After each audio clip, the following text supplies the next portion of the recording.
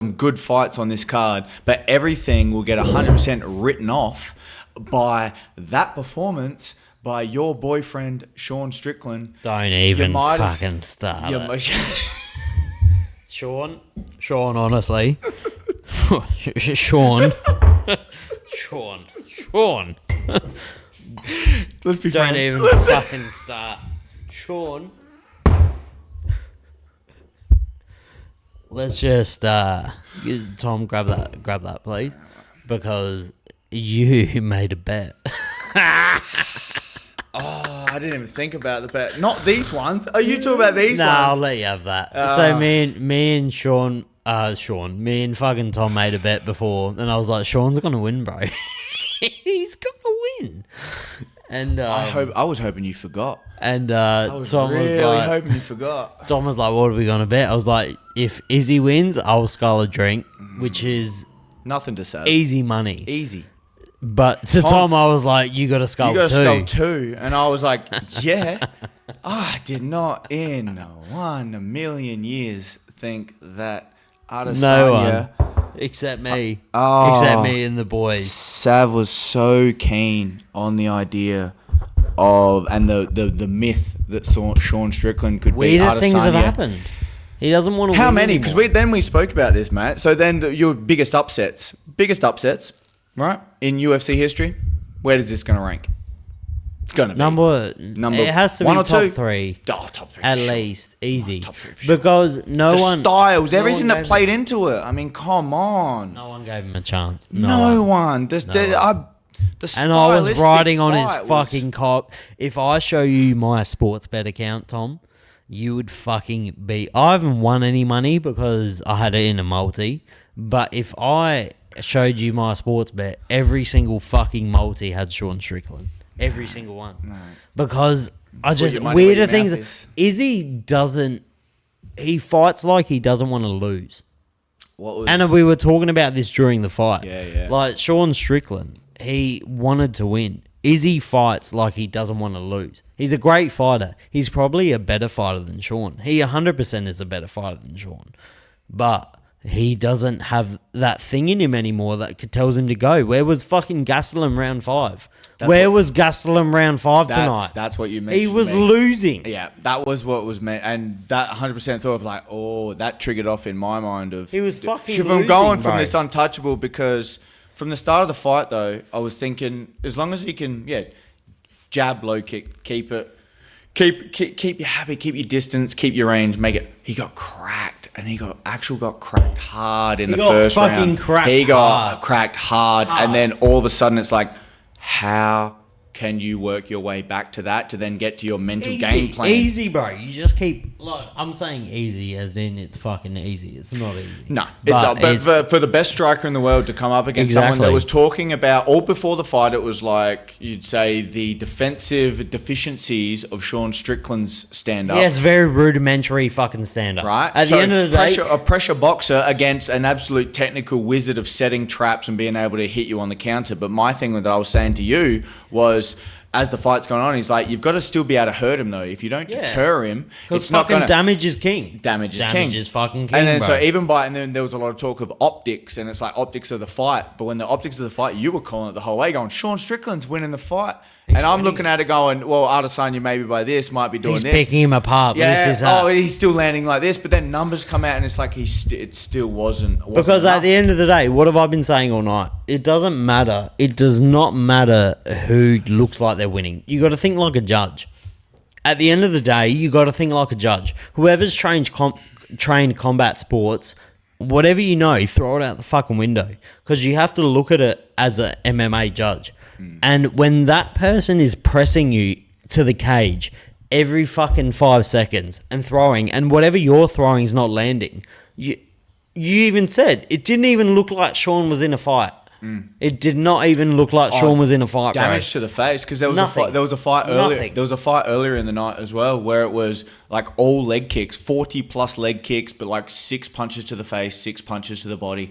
And it played out exactly the same way in the main event, where it's like if we're looking at a fight where a guy hits a guy 50 times in the face, 6 times in the leg, 50 times in the leg, 6 times in the face, how do you judge that how you can fucking look at wild, someone, man. and that's how he got it. It was Well- not enough, nothing was set up enough, didn't do enough damage, and the way Izzy looked at the end of I'm the still fight, wigging out. Mate, Sean Strickland was walking him down in the And- fifth and round, fucking going, bashing come on, doing the Sean Strickland Oh my thing. God. Walking him down, like, come on, let's actually fight, to Israel fucking Adesanya, where he literally is the best striker in the world, and Sean Strickland walked him down, yelling at him, going, come on, let's actually go, fucking cunt. fight. Let's fucking go, What cunt. the flying fuck does that do for the idea of, like, what is the best combat, and to just... Sean Strickland, you just are changed everything, officially mate. the best You striker changed it. in the UFC.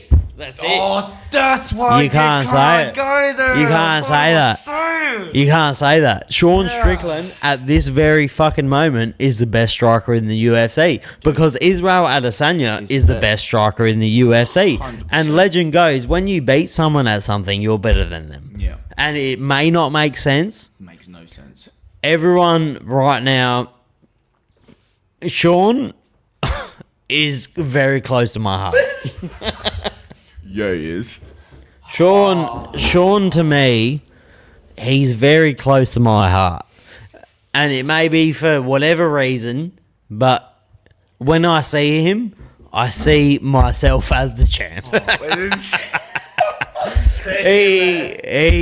that championship and mindset. for all the Aussies here, he's more Australian than Israel Adesanya. Well, Izzy rocked the garb of one star. And Izzy's Chinese. He came out with the red shorts and loved He's China. fucking And Chinese. Meanwhile, it was Strickland that was playing up wearing the Akubra at all the press conferences, and he's playing the American card over there. He's a Honestly, true patriot.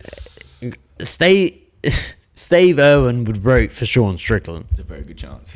There's a very good chance. Up there in the north of Queensland. If Steve was still here, if you had to tell him who was winning the fight on the weekend, he'd say Sean, 100%. Yeah, I agree with that. I agree. I would have to say that would be true, Fucking mate. hell, I can't believe that. Dude, if there was some footage of Sav and I watching the fight with our friend Jacob here. Shout out. Great guy. Love that guy. Oh, my God. But there was Sav stopped breathing for a sec. I could not stop saying F-bombs and yelling at the screen, and Sav went total opposite because it was like, this is not happening.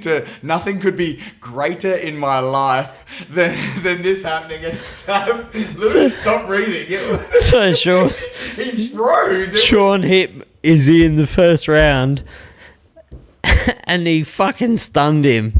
And my heart just was like, oh my God, because I've been talking all this shit. I've been talking so much shit to everyone that Sean's going to win.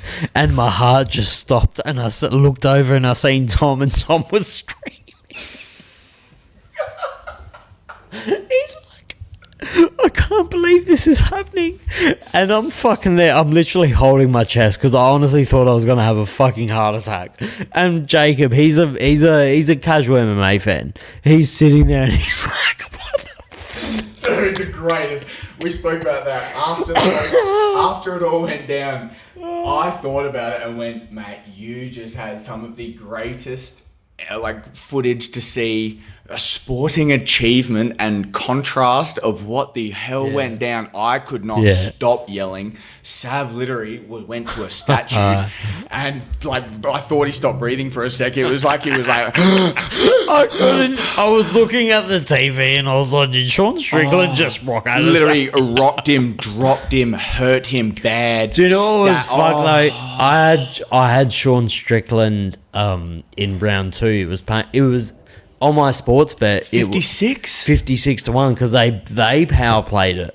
Like Sportsbet had a special for round 2 Sean Strickland. So after the first round, I was like, I'm gonna win a lot of money. Gets off the stool. I'm gonna win a lot of money. But fucking Izzy just didn't want it enough. At the end of the day, if you watch what Izzy did to Kevin Gastelum round 5. Yeah. I'm willing to die in here. There's a very famous footage of it. Yeah. It's not, or he has. Sorry, Eugene, but obviously he didn't get good corner advice. Like you could be down. Yeah, at the end of the day. Yeah, that's if you're going into the fourth round, you shouldn't be certain that he's winning that fight. Here's one we'll touch on then for that. The first round and the referee decision when he hurt him, and because it was Mark Goddard. He's getting hit on the side, so he drops him and he's hitting him, but the strike's coming. Izzy could look at the ref and be like, "Nah, I'm good." And even the commentators said he didn't even get close to stopping the fight. Speaking on the commentators, Laura Sanko, fucking hell, she did a good job. Nailed it. She did. And I don't want to make it like a big thing as in, oh my God, a girl was fucking commentating the UFC. She's fucking so good. Do you know what? That's a massive thing. She's so good. Because she didn't just do it good. She filled in all those gaps, man. All those funny things about being a commentator. She did it to the nth degree. She's so fun. We're massive Joe Rogan dick riders. And broadcast fans, we like to live, what's good and bad. Good stuff. I'll ride and die with Joe Rogan till the day I die. I'm getting a whole sleeve dedicated to fucking his podcast. Yeah, you are. But what Laura did tonight, she is, honestly, one of the best commentators I've ever heard. She was so informed. Yeah. And she was so useful to the commentary. She almost took DC's job away from him. Yeah. Because DC was just fucking relaying what she said because she was so good at it. And then actually saying it to her on the broadcast. She's there was a prelim fight where Laura Sanko said something. One sec. We're back. Okay. We were talking about how fucking Laura Sanko to me, and we were just talking about how we're massive Joe Rogan dick riders. Yep. Tom's been a Joe Rogan listener since pre-200. Yeah, 44.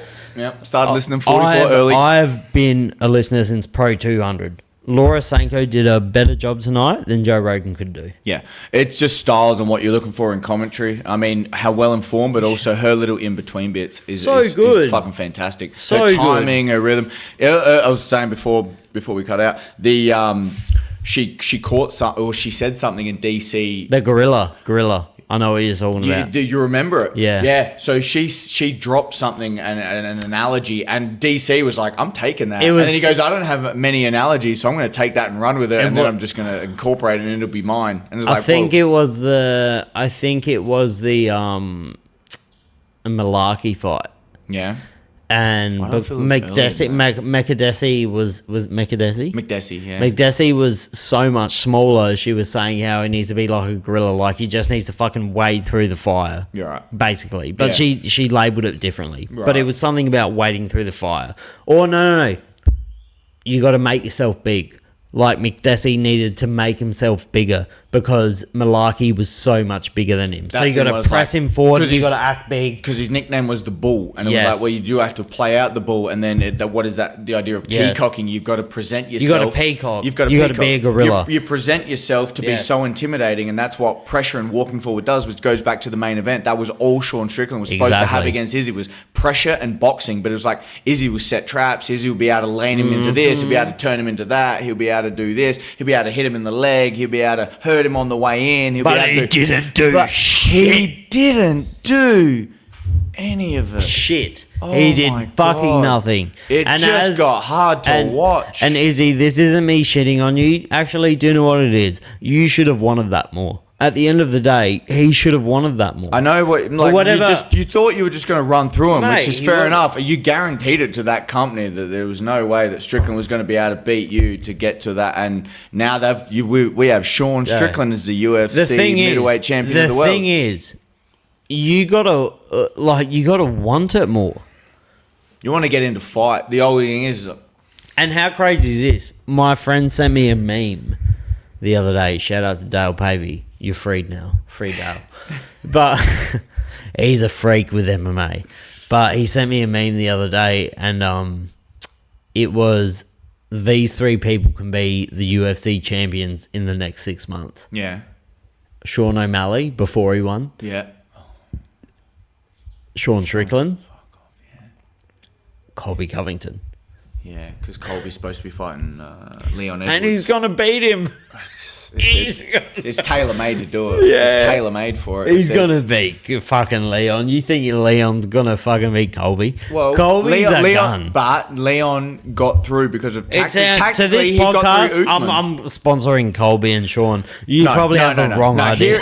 Here is Sav. This podcast and everything. Sav is a true underdog story, mate. As an underdog, I love the underdog. People can't know it's a small man when they can't see it from the podcast about Underdogs how low have in better odds. stature he might be. When no one can figure it out. Underdogs have better odds. That's all. Underdogs always pay better, man. They always pay better. He loves it. He loves But a good underdog. I can't believe how much you were so riding him. We were texting back and forth, and you were so. I'm throwing it, going absolutely not. Everything I'm looking at, going, how does this happen? There's absolutely no way that Izzy. I'm telling you, I just felt it. You know when you can. It's just something in the air. Like he felt like he had such a confidence, and Izzy was so flat all week. Because I watch obviously the press conferences, the post press conferences. Bit of the hype, guys. I listened to all of it, and Izzy just felt flat. Like he wasn't giving him shit. He was trying to make things that he said, like he was trying to make himself angry. See, I think by that he was trying to exude. He was trying to make himself angry.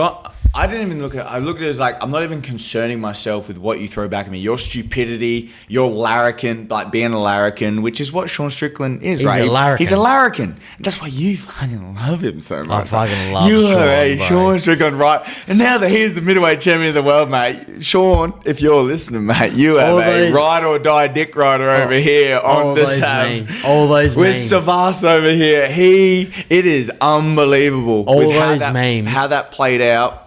That should never have happened, and yet I love Dan Hardy, right? The UK analysis Shout out. One of the best, probably the best analysis in the game. Some of the best, the Full Reptile Radio, Full Reptile YouTube channel. Probably the best. Love it, mate. For fight analysis, he didn't even analyze the fight as a fight style. He analyzed it as a philosophical dilemma of how Sean Strickland made it without having any of the fight skills that you need to make it to the highest skill level, preconceived skill level of kickboxing, Muay Thai, feints, traps, all that kind of stuff. And it wasn't, if he's going to beat him, he goes 10 times out of 10, he should beat him. He should. Right? That was what he said. That's not, and then I took that, I was like, yeah. You think this should not have played out this way, mate. It still boggles my mind